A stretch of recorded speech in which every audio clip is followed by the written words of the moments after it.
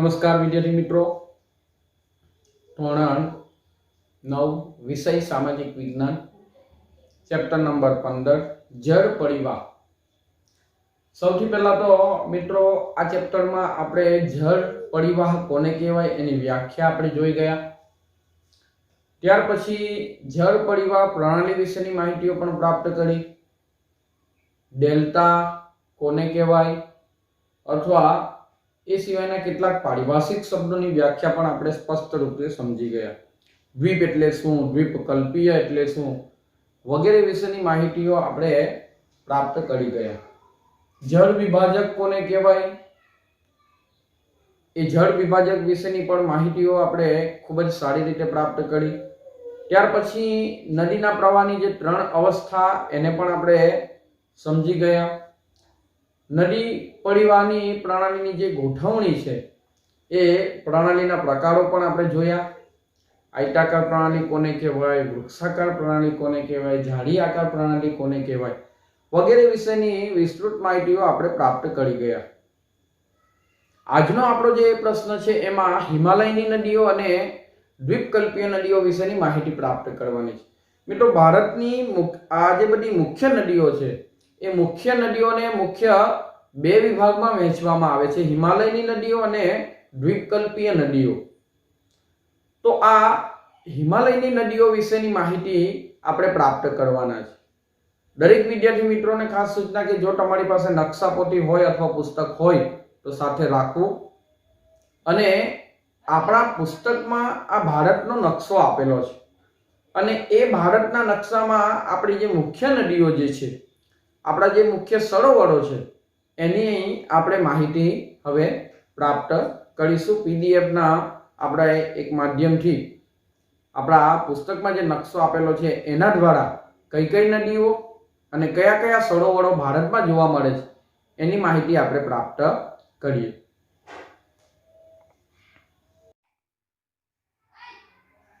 नमस्कार विद्यार्थी मित्रों, આપણે અગાઉ જે માહિતી મેળવી એ મુજબ ભારતની મુખ્ય નદીઓને બે વિભાગમાં વહેંચવામાં આવેલી છે, હિમાલયની નદીઓ અને દ્વીપકલ્પીય નદીઓ। એવી જ રીતે જો મિત્રો આપણે હિમાલયની નદીઓની અહીં માહિતી પ્રાપ્ત કરીએ તો હિમાલયની નદીઓને ત્રણ વિભાગમાં વહેંચી શકાય। એક સિંધુ નદી પ્રણાલી, બીજું ગંગા નદી પ્રણાલી અને ત્રીજું બ્રહ્મપુત્ર નદી પ્રણાલી, જેની માહિતીઓ આપણે સમજવાની છે। અહીં આપણને ભારતનો આ નકશો આપેલો છે અને આ ભારતના નકશામાં તમે જોઈ શકો છો કે ભારતની મુખ્ય નદીઓ અને સરોવરો વિશેની માહિતીઓ આપેલી છે।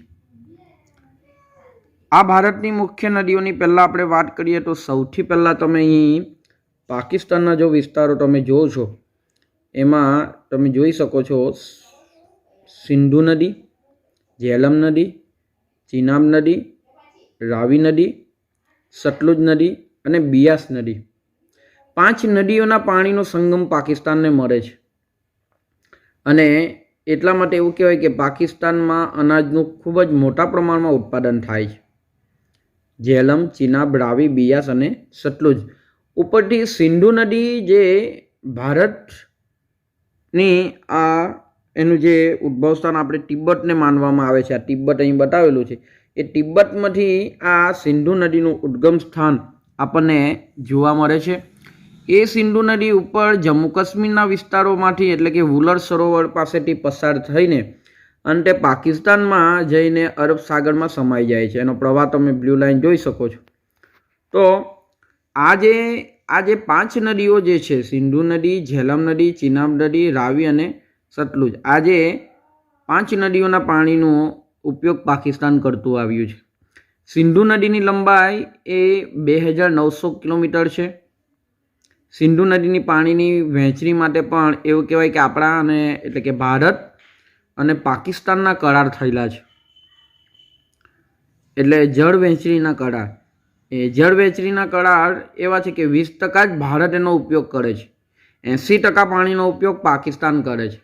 कारण के सिंधु नदीनो मोटा भागनो प्रवाह आपने त्यां पाकिस्तानना ए विस्तारोमांथी पसार थतो जोवा मळे छे। उद्गम स्थान एनुं भले तिब्बत छे પરંતુ જે કરાર થયેલા છે એ પ્રમાણે 20% જ ઉપયોગ ભારત કરે છે. આ ઉપરાંત પાકિસ્તાનને સતલુજ, રાવી અને બિયાસના જળના ઉપયોગથી ઘણો એવો ફાયદો થાય છે. બીજી બાજુ જોઈએ તો પંજાબ, હરિયાણા અને રાજસ્થાનના દક્ષિણ ક્ષેત્રોમાં આ સિંચાઈ શક્ય બન્યું છે. અહીં ભારતની આ નદીઓ આપેલી છે. સૌથી ઉપર સિંધુ નદી જે આપણે જોઈ, બરાબર. ત્યાર પછી એના પછી સિંધુ નદી, ગંગા નદી અને બ્રહ્મપુત્ર નદી, એની પણ માહિતીઓ પ્રાપ્ત કરવાના છે. અહીં બ્રહ્મપુત્ર નદી આપણને દેખાય છે. આ બાજુ ગંગા નદી છે, ગંડક, કોસી, ઘાઘરા, સોણ નદીને સોન નદી પણ કહેવાય છે. આ બધી એની શાખા નદીઓ છે. આ ચંબલ, બેટવા, સોણ. જ્યારે ગંગા, યમુના આ બધી નદીઓ મુખ્ય નદીઓ મનાય છે. આ બાજુ ગુજરાતની વાત કરીએ તો નર્મદા, તાપી, પેનગંગા શાખા નદી છે, ગોદાવરી નદી છે, આ બાજુ તુંગભદ્રા નદી, કાવેરી નદી. સાઉથ બાજુ જઈએ તો આ રીતે આ બાજુ મહાનદી વગેરે જેવી નદીઓ ભારતમાં મુખ્ય નદીઓ માનવામાં આવે છે. હવે સરોવરની વાત કરીએ તો પરીક્ષામાં પૂછી શકાય છે. તમે જોઈ શકો છો મિત્રો, સૌથી પહેલાં ઉપર વુલર સરોવર છે. એવી જ રીતે ડલ સરોવર પણ જોવા મળે છે. સાથે જ વુલર સરોવરની નીચે તમે જોશો તો દાલ સરોવર પણ છે. આ ઉપરાંત સાંભળ સરોવર, આ બાજુ જેસલમેર અને એના જે વિસ્તાર છે એની નજીકના જ વિસ્તારોમાં આ બાજુ સાંભળ સરોવર આપણને જોવા મળે છે. એની નીચે આ બાજુ જોઈએ તો સાબરમતી જે નદી છે, અહીંયા સાબરમતી નદી પાસે અહીં નથી બતાવેલી, પરંતુ સાબરમતી નદી એની પાસે ઢેબર સરોવર એ પણ જાણીતું છે. આ ઉપરાંત અહીં તમે જોઈ શકો છો ચિલ્કા સરોવર, પરીક્ષામાં મોસ્ટ આઈએમપી છે. બંગાળાની ખાડી અહીં જોઈ શકીએ છીએ. મહાનદી પાસે આવેલું આ ચિલ્કા સરોવર, આ બાજુ કોલેરુ સરોવર, આ બાજુ દક્ષિણ બાજુ પુલિકટ સરોવર, પછી લિંગામક્કી સરોવર, આ નીચે વેમનાથ સરોવર. આ બધું ભારતના આ મુખ્ય સરોવરમાં આવે છે. એની માહિતીઓ આપણે અગાઉ જોવાની છે. તો મિત્રો, આ બધી નદીઓના નદી બેસિન વિશે આપણે માહિતી મેળવવાની છે. તો સૌથી પહેલાં આપણે અહીં હિમાલયની નદીઓની આપણે હવે વાતો કરીશું. તો મિત્રો, હિમાલયની નદીઓમાં આપણે સિંધુ નદી પ્રણાલીની માહિતીઓ પ્રાપ્ત કરી ગઈ. હવે આપણે માહિતી પ્રાપ્ત કરીએ ગંગા નદી પ્રણાલીની. પરીક્ષામાં ખૂબ જ ઉપયોગી એવો પ્રશ્ન છે. તો સૌથી પહેલા તો ગંગા નદીનું પ્રણાલીનું ઉદ્ગમ સ્થાન જોઈએ. તો ગંગા નદીનું ઉદ્ગમ સ્થાન હિમ નદી ગંગોત્રી આપણે સાંભળ્યું છે.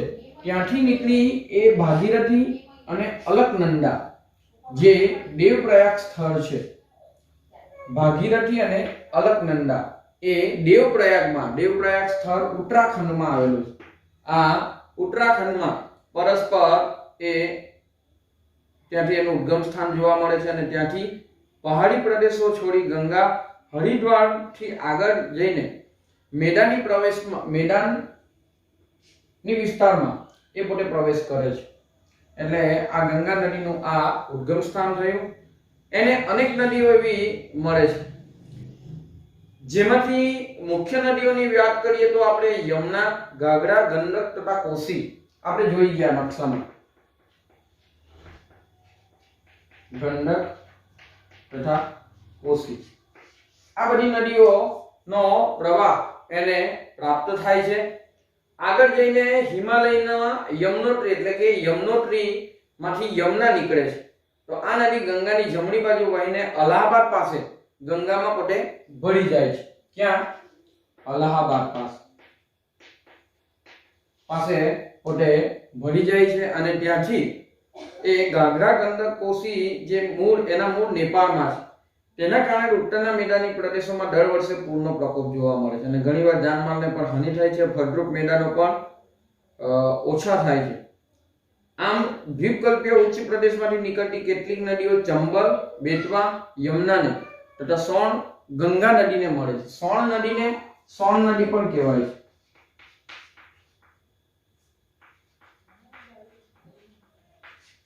સોણ નદી આ એની શાખા નદીઓ છે, જે આપણે નકશામાં જોઈ શકીએ છીએ. તો એને મળે છે. હવે વાત કરીએ તો ઉત્તરાખંડમાં દેવપ્રયાગ પાસે અલકનંદા અને ભાગીરથી નદીઓનો જે સંયુક્ત પ્રવાહ છે એ ગંગાના નામે ઓળખાય છે. આ જે પ્રવાહ બંને પ્રાપ્ત થાય છે, આ બંને એ ગંગાના નામે ઓળખાય છે.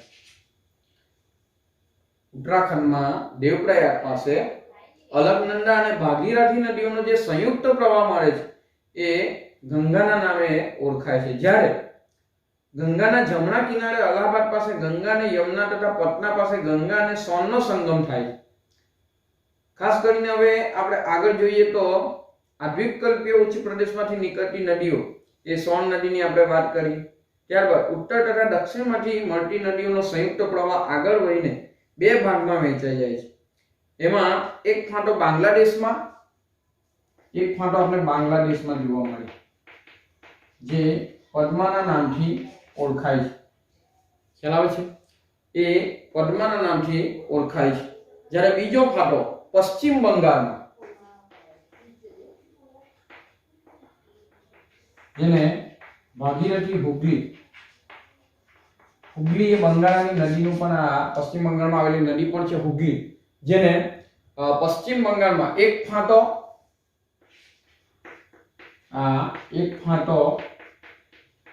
બાંગ્લાદેશમાં જેને પદ્માના નામથી ઓળખવામાં આવે છે, જ્યારે બીજો ફાંટો એ પશ્ચિમ બંગાળમાં જેને ભાગીરથી હુગલી ના નામથી એને ઓળખવામાં આવે છે. અને આ બંને પ્રવાહો અંતે ક્યાં મળે છે તો એ પોતે બંગાળની ખાડીમાં બંને સમાઈ જાય છે. આ બંને નદીનો પ્રવાહ બંગાળની ખાડીમાં સમાઈ જાય છે.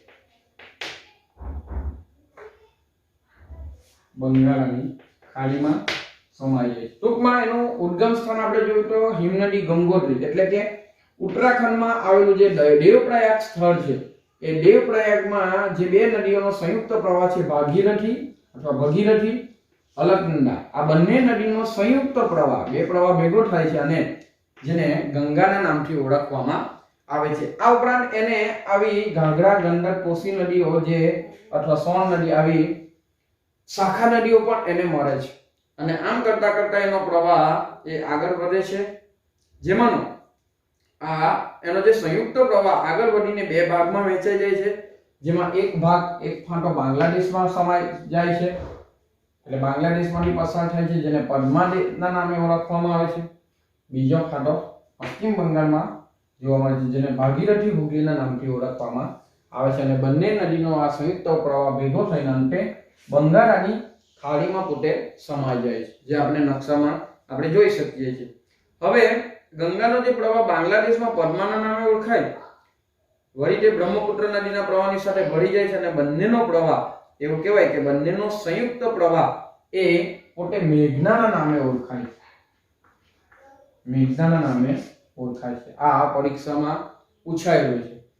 તો ગંગા અને બ્રહ્મપુત્ર નદીનો જે મુક્ત્રિકોણ પ્રદેશ છે, સૌથી વધારે રસાળ ફળદ્રુપ પ્રદેશ છે, જેને સુંદરવનના નામથી ઓળખવામાં આવે. આપણે આગળ એની માહિતીઓ પ્રાપ્ત કરી ગયા છે. સુંદરવનમાં આવેલા સુંદરીના વૃક્ષો, એ સુંદરીના વૃક્ષો માટે એ જાણીતો આ પ્રદેશ જે મેંગ્રોવ જંગલો તરીકે ઓળખાય છે. એવું કે આ ગંગા નદીની કુલ લંબાઈ 2500 કિલોમીટર છે.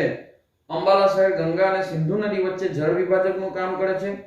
અંબાલાથી સુંદરવન એ એવું કહેવાય કે 1800 કિલોમીટર છે. અંબાલા નામનું સ્થળ છે અને ત્યાંથી સુંદરવનનો જે વિસ્તાર છે પશ્ચિમ બંગાળના વિસ્તારોમાં આવેલો, એ પોતે એવું કહેવાય કે 1800 કિલોમીટર દૂર છે. અહીં ઘણા એવા સુંદરવન સમુદ્ર સપાટીની નજીક હોય છે અને 6 કિલોમીટરથી ઓછો ઢોળાવ એનો જોવા મળે છે અને એમાં વિસર્ગ પણ વધારે જોવા મળે છે. અને સુંદરવનમાં થતા જે આ સુંદરીના વૃક્ષો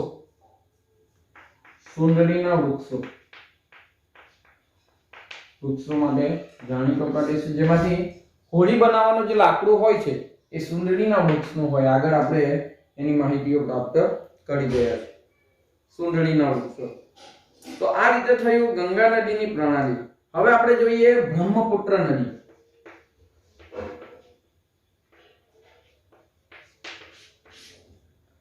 ભારતની નદીઓમાં આજ એક પુલ્લિંગ નદી જેને કહેવાય, નદીનું નામ સ્ત્રીલિંગ પુલ્લિંગની વાત કરીએ તો આ એક જ એવું નામ છે બ્રહ્મપુત્ર. બરાબર. બાકી બધી નદીઓ સ્ત્રીલિંગના નામથી આપણને જોવા મળે છે.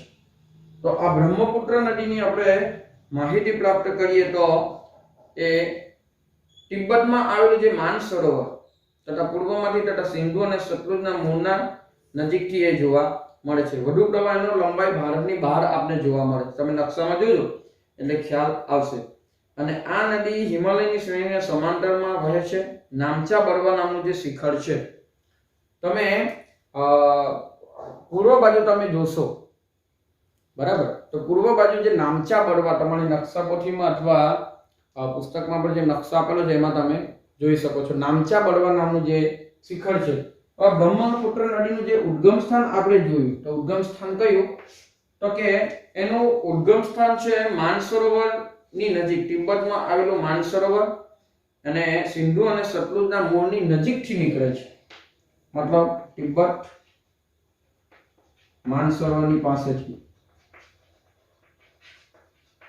સિંધુ અને સતલુજ નદીઓના જે મૂળ છે ત્યાંથી નીકળે છે.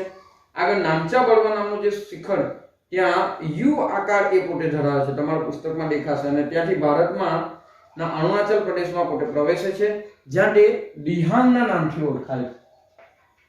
એ અરુણાચલ પ્રદેશમાં એ દિહાંગના નામથી ઓળખાય છે. આમ કરીને પોતેનો પ્રવાહ આગળ વધે છે. દિહાંગ તથા એને લોહિત અને કેનોલા જેવી શાખા નદીઓ એને પ્રાપ્ત થાય છે. આ બ્રહ્મપુત્ર નદી એ પુરુષવાચક સર્વનામ ધરાવતી નદી છે. 2900 કિલોમીટર એની લંબાઈ છે. કેટલી? 2900 કિલોમીટર એની લંબાઈ છે. આપણે જોયું એ પ્રમાણે સિંધુ નદીની લંબાઈ પણ કેટલી છે? 2900 કિલોમીટર, જે આપણે જોઈ ગયા. અને આવી રીતે એ બ્રહ્મપુત્ર નદીને તિબ્બતમાં સાંગપો અને બાંગ્લાદેશમાં જમનાના નામે ઓળખવામાં આવે છે, આપણે જોયું. અથવા બ્રહ્મપુત્ર, આપણે એની વાત કરી ગંગા નદીની. બ્રહ્મપુત્ર નદીની વાત કરીએ તો બ્રહ્મપુત્ર નદીને તિબ્બતમાં સાંગપો, ત્યાં નકશામાં આ શબ્દ બતાવેલો છે, સાંગપો. અને બાંગ્લાદેશમાં એવું કહેવાય કે એને જમનાના નામથી ઓળખવામાં આવે છે. આની ઉપર એક માત્ર એવો નદીય ટાપુ છે વિશ્વમાં સૌથી મોટો, જો કોઈ રિવરાઇન આઇલેન્ડ કહેવાય આઇલેન્ડ, તો એ આ માઝુલી નો આ નદીય ટાપુ, નદીમાં ટાપુ આવેલો છે. નદીય ટાપુ વિશ્વનો સૌથી મોટો ટાપુ.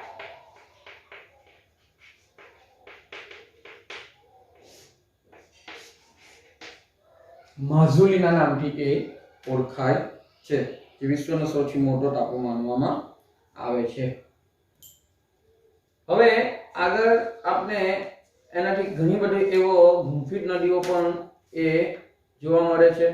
તો આવી રીતે આપણે બ્રહ્મપુત્ર નદી વિશેની માહિતીઓ પ્રાપ્ત કરી. અસમમાં અને અનેક શાખા નદીઓ તેને મળે છે. આમ બ્રહ્મપુત્ર નદી ગુંફિત સ્વરૂપમાં પણ વહે છે. દર વર્ષે વર્ષા ઋતુમાં આ નદીના જળજથ્થામાં વધારો થાય છે. પરિણામે અસમ અને બાંગ્લાદેશમાં વારંવાર એવું કહેવાય કે પૂર આવવાની શક્યતા જોવા મળે છે. અને નિક્ષેપણની માત્રા પણ વધારે છે. રેતીના પ્રમાણમાં વધારો થતાં તેની સપાટી ઊંચી આવે છે અને વારંવાર એમાં આપણને માર્ગ પરિવહન જોવા મળે છે. તો આવી રીતે આપણે હિમાલયની નદીઓ વિશેની માહિતીઓ પ્રાપ્ત કરી ગયા. તો મિત્રો, અહીં આપણે ભારતની નદીઓને જે બે ભાગમાં સમજવાનો પ્રયત્ન કરીએ છીએ. કયા બે ભાગમાં? તો કે હિમાલયની નદીઓ અને બીજો આવશે દ્વીપકલ્પીય નદીઓ. તો હિમાલયની નદીઓમાં આપણને સિંધુ, ત્યાર પછી ગંગા અને બ્રહ્મપુત્ર, આ મુખ્ય એની જે ત્રણ નદીઓ છે એ ત્રણ નદીઓની પ્રણાલી જોઈ આપણે.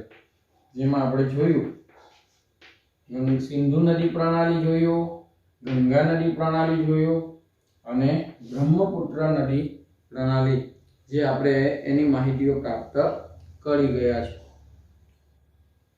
તો મિત્રો, હું માનું છું ત્યાં સુધી દરેક વિદ્યાર્થી મિત્રોને આ જે હિમાલયની જે નદીઓ છે એ હિમાલયની નદીઓ ની જે પ્રણાલી છે, સિંધુ નદી પ્રણાલી, ગંગા નદી પ્રણાલી અને બ્રહ્મપુત્ર નદી પ્રણાલી, એની માહિતીઓનો ખ્યાલ આવી ગયો હશે.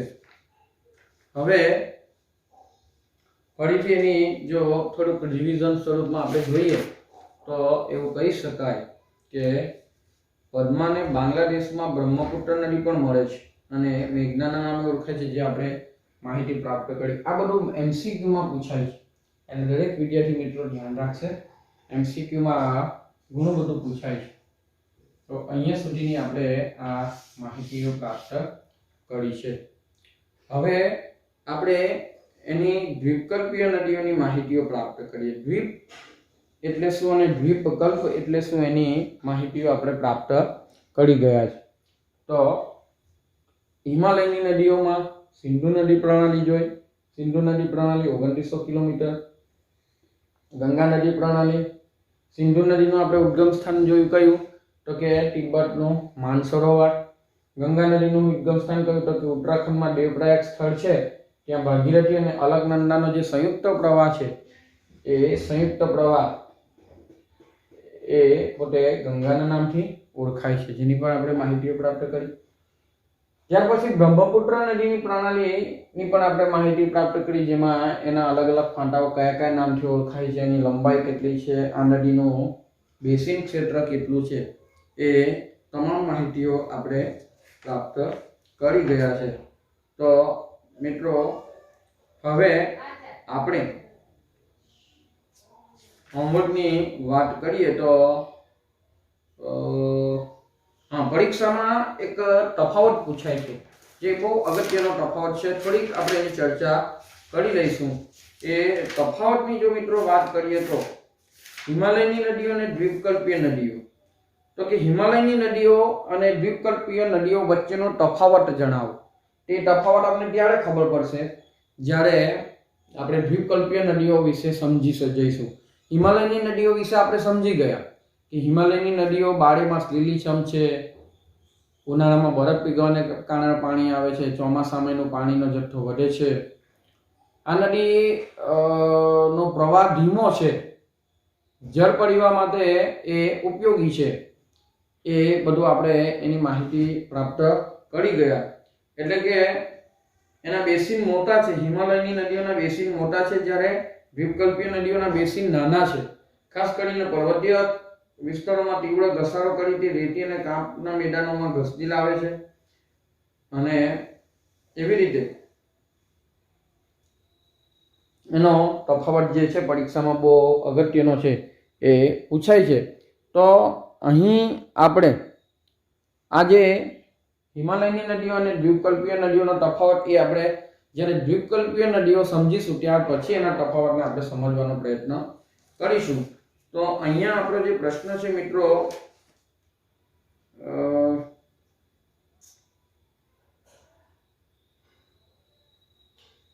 હોમવર્ક તરીકે હોમવર્કમાં દરેક વિદ્યાર્થી મિત્રો લખી દેશે. હોમવર્કમાં આપણે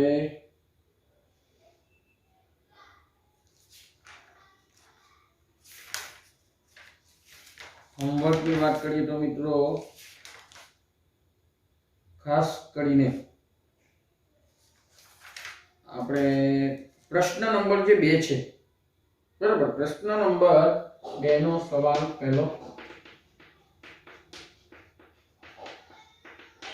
સવાલ 1, પછી